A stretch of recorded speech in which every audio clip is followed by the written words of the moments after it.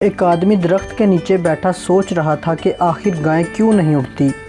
अचानक इसके सर पर कौवे ने बीट कर दी। इस आदमी ने सर उठाया और कहा, या अल्लाह तेरा शुक्र है कि गाय नहीं उड़ती।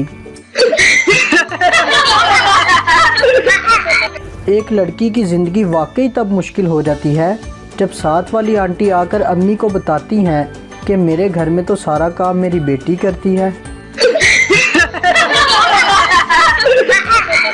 लड़की वाले मुझे देखने आए, कहते हैं मुंडा रहन दो, मुंडे दा मोबाइल दिखा दो। पाकिस्तान की हर गली में 3 चीज़ें ज़रूर होती हैं, ब्यूटी पार्लर, ट्यूशन वाली बाजी, फड्डे वाली आंटी। बीवी, मैंने गधों पर रिसर्च की है, वो अपनी बीवी के अलावा किसी को नहीं देखते। शोहर, इसीलिए तो इनको गधा बोलते हैं। लड़का अपने घर वालों से, कल हम दोनों ने रात के 3 बजे तक पढ़ाई की। घर वाले, शुरू कब की थी? लड़का, 2:30 बजे।